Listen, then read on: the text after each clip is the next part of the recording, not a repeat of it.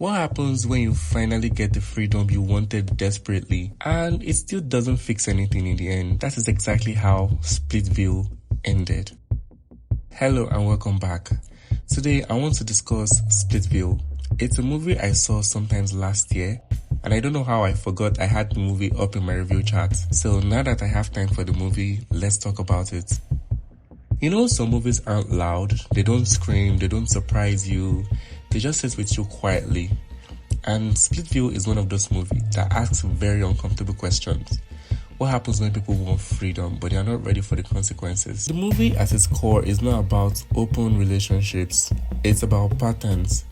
People who think changing the rules will fix what they refuse to confront.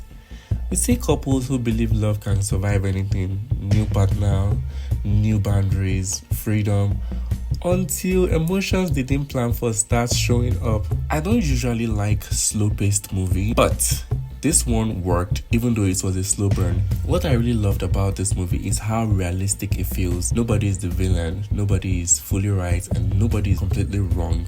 Everyone just thinks they know what they want until they actually get it. The film shows how jealousy doesn't always look dramatic. Sometimes it's quiet, it's slow, it's patient, and it takes time to build.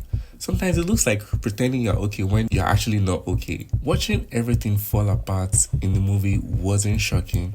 It was inevitable because the movie understood you can't skip hard conversations and change structures of relationship and make big decisions and just expect things to be perfectly fine. Open or closed, honesty still costs something. I may have fallen asleep in some parts of the movie, but the ending is where the movie tells the truth. Everyone thought expanding their relationship would give them some sort of clarity, but what it actually did was just expose the cracks that were there all along.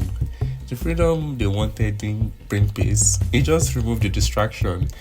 And they are forced to face what comes next. I also love that the movie didn't judge anyone in the end. It doesn't shame the idea of open relationship and it doesn't romanticize traditional ones either.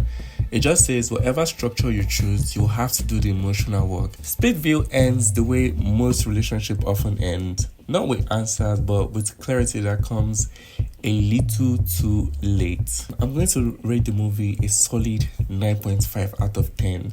The only problem I had with it is the fact that it was slow-paced and I don't really enjoy slow-paced movie. But apart from that, the story was good, the acting was perfect, the cinematography too was excellent. It features Dakota Johnson as Julie, Andrea Arjona as Ashley, Kyle Marvin as Carrie, and Michelangelo Covino as Paul.